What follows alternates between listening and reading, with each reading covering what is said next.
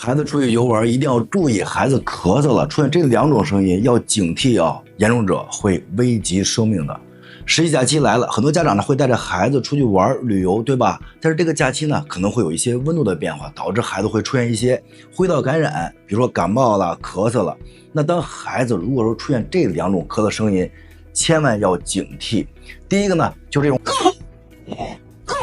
第二个呢，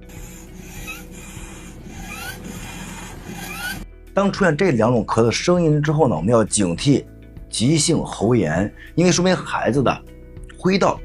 已经可能喉头水肿了，导致声音的变化。如果严重的情况下，短时间会危及生命，导致孩子窒息死亡的。这样的案例呢，其实以前碰到过。特别好的一个案例呢，就是一个孩子，他呢发现了他自己的妹妹出现这个声音之后呢，告诉他的妈妈。如果妈妈呢带着孩子及时来医院去就诊了，发现呢确实就是一个犬吠啊，像小狗一样的咳嗽。经过及时救治之后呢，转危为安了。当然呢，各位家长也不要特别的恐慌，这种情况呢，其实出现了是有可能发展为急性喉炎的，甚至说有可能会出现这种我们叫窒息的。但是我们注意了、警惕了、小心了，避免一些严重情况出现才是最好的。当然呢，我们就医之后呢，如果孩子只是一个单纯的咳嗽或者嗓子疼不适，有两个小穴位，您不妨给孩子试一试啊。第一个鱼际穴，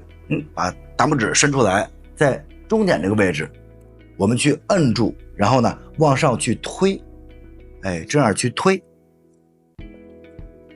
摁一摁，推一推，30到50次。这边呢同理，摁一摁，推一推，30到50次。还有一个穴位呢叫阳溪穴，我们可以把拇指伸起来，在这个坑这个位置，我们去摁一摁有一点酸胀的感觉，摁一摁，揉一揉，摁那么3分钟，摁一摁，这边也摁一摁，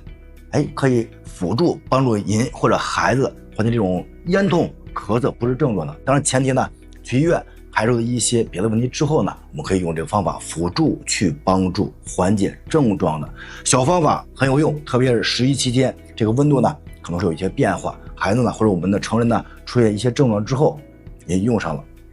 有大作用。